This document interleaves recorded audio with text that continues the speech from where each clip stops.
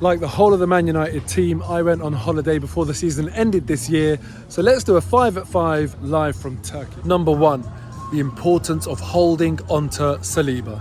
And look, excuse the pun, but Rob Holding with that mindless sending off against Tottenham and this just awful defending against Everton that ruined our chance of keeping a clean sheet has just shown us in recent weeks he cannot be the guy that has to fill in for our first choice centre-backs.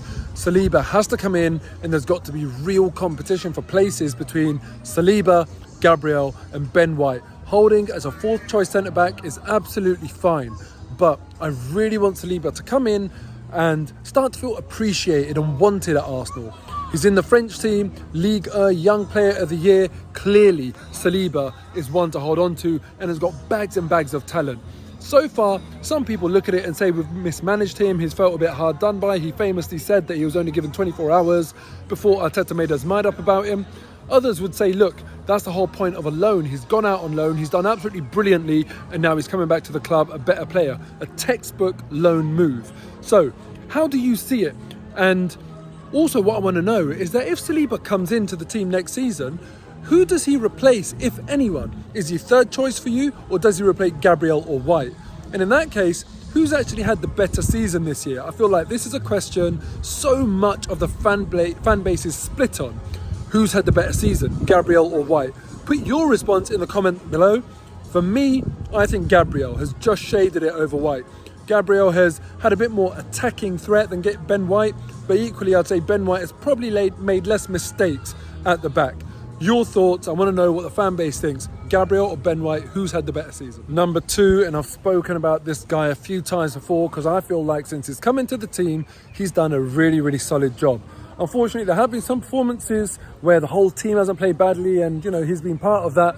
But overall, I think Mohamed Elneny has done brilliantly since he's come into the team and deserves a lot of praise. Not only praise, what he deserves even more than that is a new contract at Arsenal.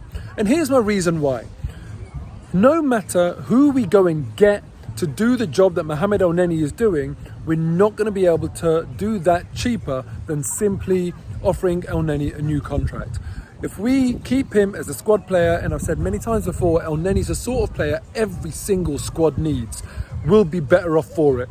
Of course, we have to go and add even better quality, but next year with European football as well, and hopefully we'll do better in the cup competitions, we're going to need a bigger squad, and Elneny will definitely have a part to play when injuries, suspensions, numerous competitions hit our squad. Against Everton, man of the match, 97 passes attempted or completed, I'm not even sure, but 97% pass accuracy. All season, when you look at him in the Premier League, 93% pass accuracy. People often say, oh, well, he only plays sideways and backwards. Actually, that's not true. In a lot of recent games, he has been playing forward passes and should have got a couple of assists if they were finished off. And if it was that easy, everyone would have a good enough pass completion percentage like Elneny does, who also plays in that sort of non-adventurous role. As far as I'm concerned, Elneny has to get their new contract, and there were a few pictures taken from inside the ground. His agent was there. The signs are looking positive. I, for one, will be very happy to see Elneny still at the club next season, doing a very, very important job for the squad. Number 3. I don't know if you realise this or not, but yesterday against Everton was the first time Arsenal have scored 5 goals in a home game in the Premier League all season. We left it right to the last minute. And obviously this is against an Everton team that has had survival confirmed in the last few days and probably had their minds elsewhere.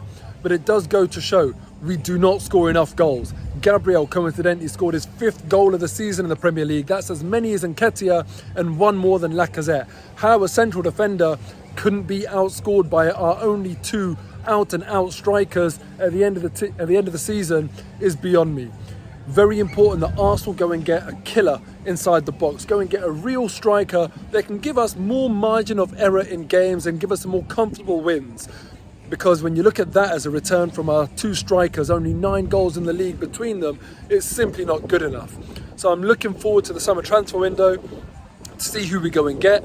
But Gabriel with the 5th goal of the season from a centre-back, that's not a bad effort, but it does make you realise how poor it's been from our strikers. The fact that he's outscored Lacazette in the league and equalled Nketiah's haul as well. Number 4, now I want to know from you guys, I want you guys to put in the comments below, are you frustrated by the season or excited about what we're going to do next season?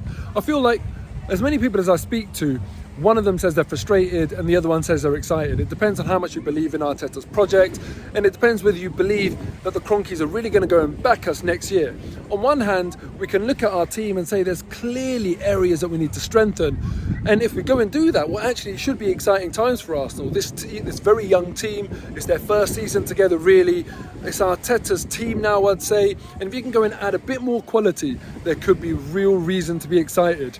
Or there's certain people that look at it and just say, do you know what, Arteta's probably not the man. We really did bottle it this season, let's be honest about that. We had a great chance. If you go back 10 games and you look at how many games in hand we had, how many points clear we were in that 4th place race, we were 1 game away from top 4 and we went and blew it. So let me know in the comments below, are you frustrated or are you excited? All I know is that I'm going to enjoy the sun and come back next season, do it all again, and fingers crossed we're in a better position this time next year than we are right now. Number 5, it's transfer season. Listen, I know the season's only a few hours behind us, but transfer season, the rumours are all going to pick up, it's all going to get going very soon. So I want to know from all of you guys, if there was one player that you could sign for Arsenal Football Club for next season, who would it be and why? We clearly need midfielders, we clearly need a striker. I feel like when it comes to defence, we're probably okay, as I mentioned earlier, with our 4 of Gabriel, White, Holding and Saliba coming back in.